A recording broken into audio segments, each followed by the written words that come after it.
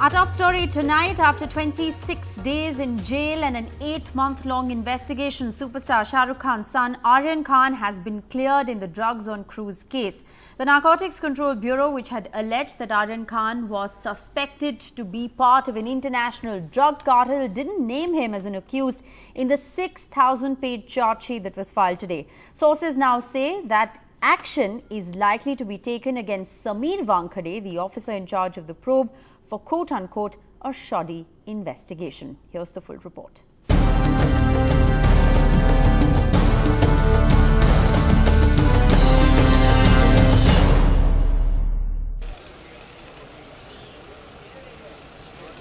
Aryan Khan, the son of superstar Shahrukh Khan, has been given a clean chit by the NCB, the very agency which caught and arrested him in October last year for alleged possession and consumption of drugs.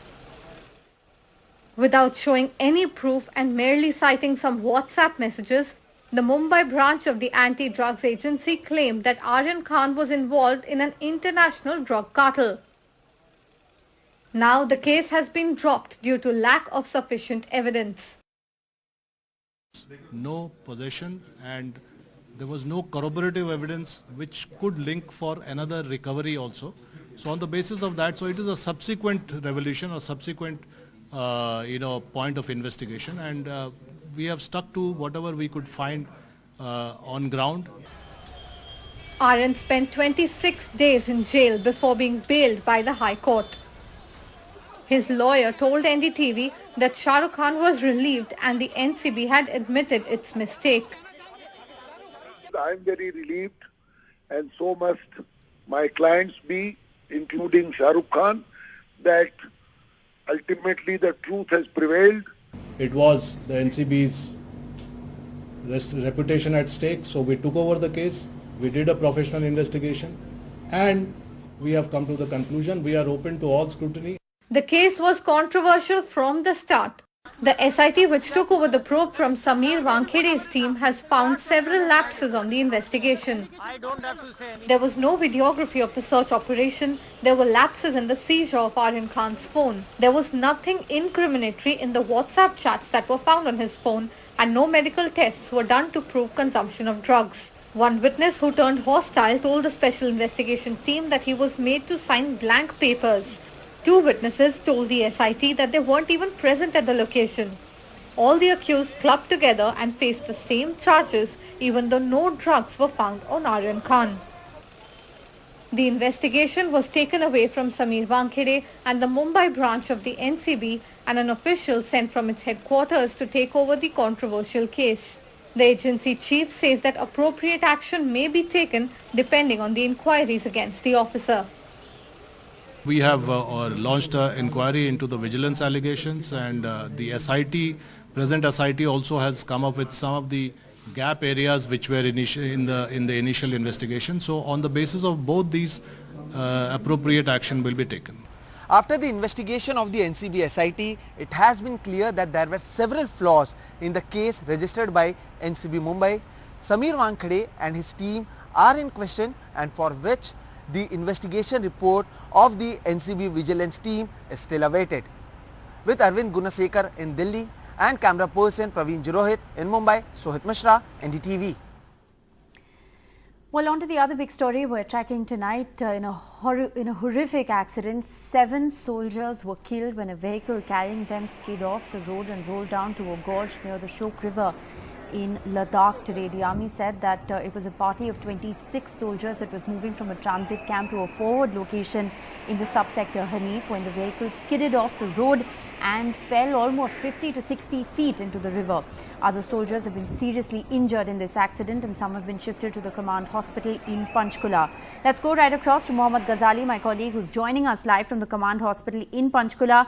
Ghazali, it's a terrible accident that you're reporting on, and what we're learning is that some of the soldiers who were very seriously injured have now been shifted to the hospital where you are. Yeah, certainly. When the accident happened in Ladakh, in Partapur. From Partapur, they were going to a transit camp in the forward location when, as you mentioned, the vehicle skidded off the road, fell to the depth of around 50 to 60 feet. 7 soldiers were killed there. 19 were brought to the field hospital nearby, from where they were airlifted, brought to Chandigarh airport, and from there, this is the command hospital here in Panchkula, where they all have been admitted. It's been almost an hour when around 11 ambulances carrying all these soldiers entered into the command hospital, and we are still awaiting for a health update, a health bulletin from the hospital authorities about the condition of these soldiers.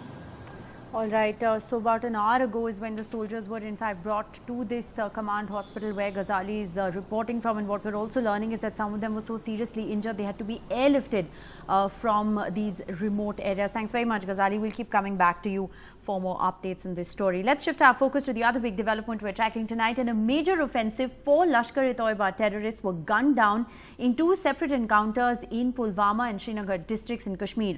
2 of the 4 terrorists who were killed were involved in the killing of the female TV artist Amreen Bhatt. And in the last 3 days, authorities confirmed that 10 terrorists have in fact been killed. Nazir with the full story.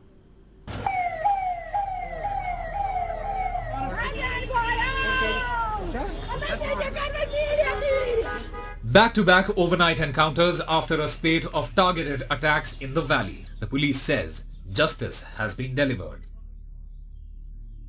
A day after the killing of Amreena Bhatt, a TV artist, the police say 2 terrorists who shot her were killed at Avantipura, around 40 kilometers away. 2 other terrorists were killed in Sora area of Srinagar. Where few days back, police constable Safiullah Qadri was killed and his daughter injured. हम सब को याद है कि 2 दिन पहले एक TV actress को मारा था. हम लोग तभी से उसको ट्रैक कर रहे थे. उसमें से दोनों मारे गए हैं. लतीफ के डायरेक्शन पर दोनों ने किल किया था. तो जो हमारे लेट जो सिस्टर है आमरीन, उनको जस्टिस मिला है. But the police has not said anything about the motive behind Amreena's murder, who made dance and music videos. Her father Khazir Mohammed says if it was her work, she would have stopped doing it had terrorists asked them to do so. What's been particularly deadly is that children have been attacked. Safiullah Qadri's 7-year-old daughter and Amreena's 10-year-old nephew. Both children were shot and injured. The 10-year-old describes how terrorists came under the disguise of video producers for marriage party. उन्होंने बोला अपनी मौसी को बुलाओ. मैंने जब बुलाया तो वो आई. उन्होंने बोला उसे बड़गाम में प्रोग्राम है. वो आ गई फिर मेरी मौसी. उन्होंने बोला, मेरी मौसी ने बोला उनको आप कौन हो. उन्होंने उसी वक्त गन निकाला और फायरिंग की. उसके बाद मुझे पता नहीं मुझे कैसे लगी गोली. तो मेरा बेटा 10 साल का, वो भी निकला उसके साथ. तो उन्होंने फायर किया. दूसरे जो था ना इसको, उसको छुकी नहीं थी गाँव पास में, गोली छुकी नहीं. तो सरासरी तो जुल्म की बात है, तो ना ही साथ में. Police said within 24 hours they have killed the killers of Amreen Bhatt. In last 3 days, 10 militants have been killed during a massive anti-militancy offensive in the valley. But the question is, will this stop target attacks, killing of innocent people? In Srinagar, Nazir Masoodi for NDTV.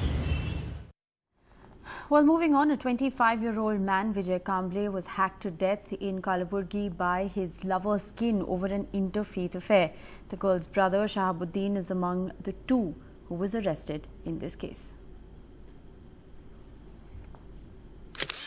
On Wednesday night, 25-year-old Vijay Kamble and his friend was sitting under a railway bridge chatting when 2 men came and attacked Vijay with a shock absorber and a knife, killing him on the spot. His family says the reason is likely to be Kamble's relationship with a Muslim woman, the sister of Shahabuddin, one of the 2 accused. ನೀನು ಮಗನಿಗೆ ಚಲೋ ಬುದ್ಧಿ ಕಲ್ಸು. ಇನ್ನೊಂದ್ಸಲ ನಮ್ಮ ತಂಗಿಗೆ ಇದು ಮಾಡ್ದೇನೆ ನನ್ನ ಮಗಂದು ಕುತ್ತಿಗೆ ನಿನ್ನ ಕೈಯಾಗ ಕೊಡ್ತೀನಿ ಅಂತ ತಂದು ಹೋದನು. ಯಪ್ಪ ನಿನ್ನ ಕಾಲು ಬೀಳ್ತೀನಿ, ಕೈ ಜೊತೆ ನನ್ನ ಮಗನ ಇಟ್ಕೊತೀನಿ. ಯಪ್ಪ ಇನ್ನೊಂದ್ಸಲ ಮಾಡಲ್ಲ ತಂದಿನ್ರಿ. ಮಾತು ಗಿಟ್ಟಾಡಿ ಸ್ವಲ್ಪ ಟೀಗಿ ಕುಡ್ದು ಅಲ್ಲೇ ಕುಂತಿದ್ವಿ ಸರ್. ಕೂತಾಗ ಅವರು ಸಡನ್ಲಿ ಅಂತ ಎಲ್ಲಿಂದ ಬಂದ್ರು ಸರ್, ಎದುರು ಬಂದ್ರು ಅವರು. 2 ಜನ ಬಂದ್ರು ಸರ್. 2 ಜನ ಬಂದ್ರು. ಇಲ್ಲ ಸರ್, ಪರಿಚಯ ಏನಿಲ್ಲ. ಹೊಡೆದ ಮೇಳಕ್ಕೆ ಅವ್ನ ಒಬ್ಬ ಮುಖ ನೋಡಿದ ಮೇಳಕ್ಕೆ ನನಗೆ inspector. The accused, Shahabuddin, and his friend Nawaz are both 19 years old. Vijaya Kamble, a scheduled caste, was a resident of Wadi town in Karnataka's Kalburgi district, wanted to marry the woman aged 18, but her parents objected. And days later, Shahabuddin allegedly hatched a plot to murder him. The cops have arrested both the accused and have stepped up the security in the district to calm any tension, given the interfaith nature of the murder. A case under 302, 201, an atrocity act has been filed in Wadi police station limits. 1 year back also the accused had assaulted Vijay Kumar and he had warned him not to speak to his sister, to which the deceased agreed, but still they both did not stop speaking to each other and they continued talking. And Shahabuddin had a problem with that. Vijay Kamble was the sole breadwinner. He was working as a cook at the railway canteen in Kalburgi district of Karnataka. In fact, loving beyond religion has cost his life today. 2 people have been taken into custody. They've been produced before the magistrate court as well. In Bengaluru, with camera person Govind Murthy, Shrija for NDTV.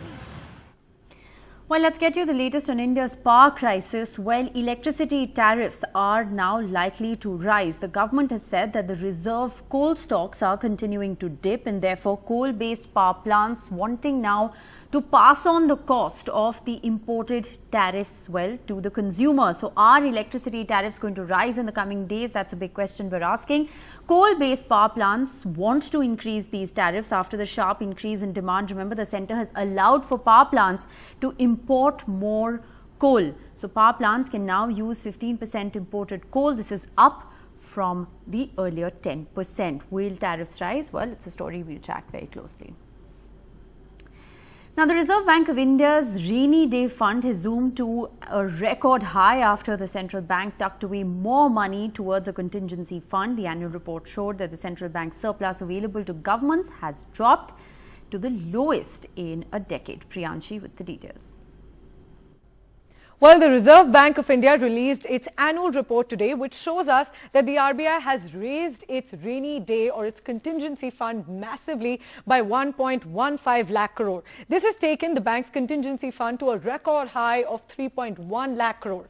Now, what does this really mean? Profits or surplus of the RBI are to be transferred to the government after making various such contingency provisions and public policy mandates. With this fund increasing, it has driven up the RBI's expenditure and has left it with less surplus to share with the government.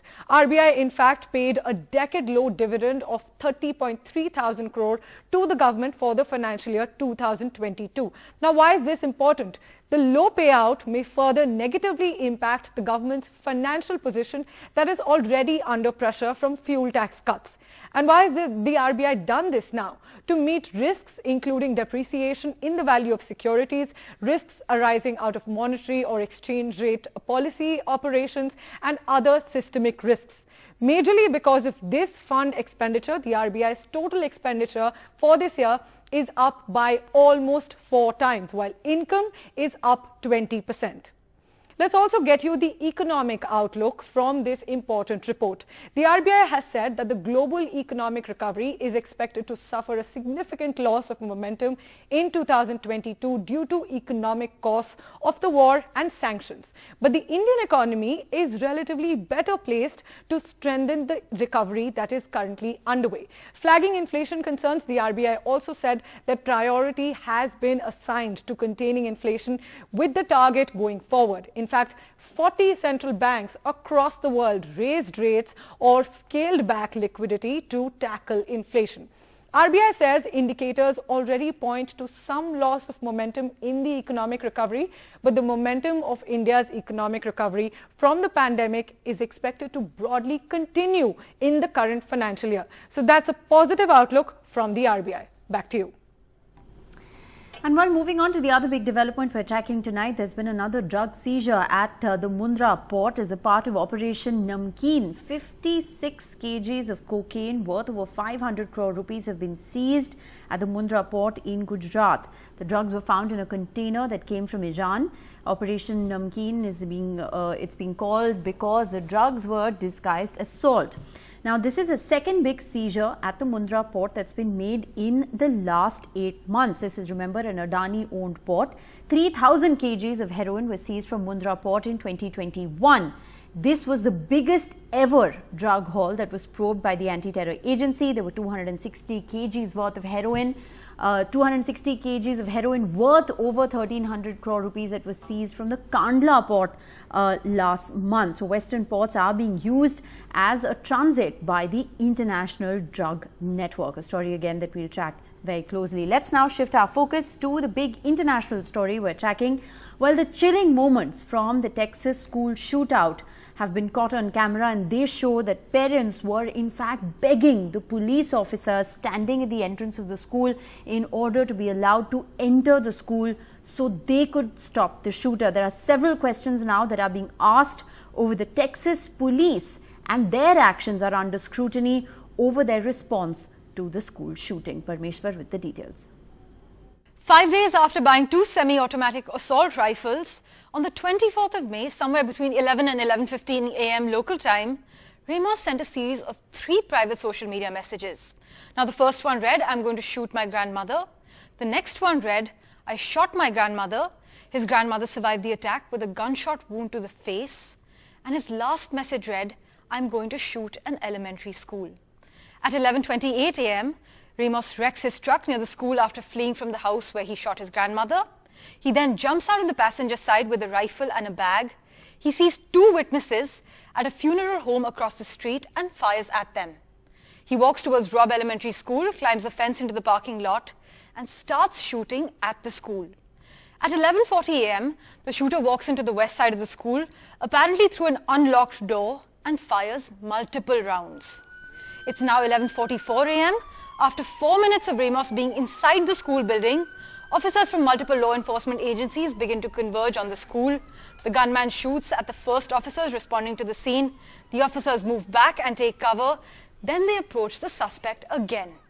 Footage has also emerged showing panic-stricken parents of these school children screaming at law enforcement to enter the school. Around this time, the shooter enters the classroom and massacres the students and teachers inside it. Officers report hearing at least 25 gunshots from inside the classroom soon after arriving at the scene. Now, from 11:40 a.m. to about 12:40 p.m., officers on the scene call for more help. They request tactical teams. They call for specialty equipment, body armor, precision snipers, as well as hostage negotiators. It's now about 12:40 p.m. U.S. Border Patrol tactical teams have arrived. They entered the classroom and they finally killed the 18-year-old suspect. Officials confirmed that Ramos climbed the fence onto the school grounds and began firing before walking inside unimpeded at 11:40 a.m. A Border Patrol tactical team went into the school only an hour later at around 12:40 p.m. and killed the 18-year-old shooter. The gunman's final 90 minutes have fueled major questions about police delays in the mass shooting that has left 19 little children dead. And well, good news for India. The Booker Prize has been awarded to a Hindi novel for the very first time. Gitanjali Shree's won the Booker Prize for The Tomb of Sand. Originally, Ret Samadhi, set in northern India, the book follows an 80-year-old woman in a tale the Booker judges described as a joyous cacophony. The winner of the 2022 International Booker Prize is Tomb of Sand by Gitanjali Shree.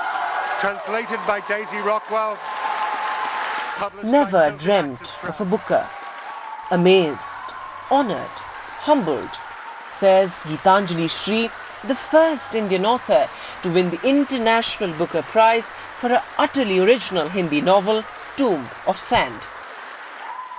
Dressed in her quintessential black silk kurta at the ceremony in London, she accepted the £50,000 prize with her translator Daisy Rockwell, who called it her most difficult piece of work. Ret Samadhi, Tomb of Sand, is an elegy for the world we inhabit, a laughing elegy that retains hope in the face of impending doom. The Booker will surely take it to many more people than it would have reached otherwise. That should do the world no harm. Ever since the book got longlisted, much has been written about Hindi making it for the first time. It feels good to be the means of that happening. Originally written as Ret Samadhi, the book has become the first novel in an Indian language to have won the Booker Prize. The book is a poignant account of a woman's memoir of the horrors of the partition. She wanted to find a translator for it. So, like many successful Indian couples, we had a matchmaker. Calling the book a deserving winner, the jury said that the book is a masterclass in exploring identity and is imbued with a passion and power which the world could do with right now. I think that it has an exuberance and a life and a power and a passion which the world could do with right now. The book, she says, is not just her voice. It is representative of a prosperous and incredibly diverse Indian tradition. Literary tradition in Hindi and in other South Asian languages. World literature will be the richer for knowing some of the finest writers in these languages. The vocabulary of life will increase from such an interaction. At a time when Hindi as a national language is at the center of raging political controversy, Geetanjali calls her book a representation of the rich tradition of all South Asian languages. Boundaries and divisions must be broken to be one. These lines really resonate, particularly in today's milieu. With camera person Kanan Patra, this is Vedant for NDTV.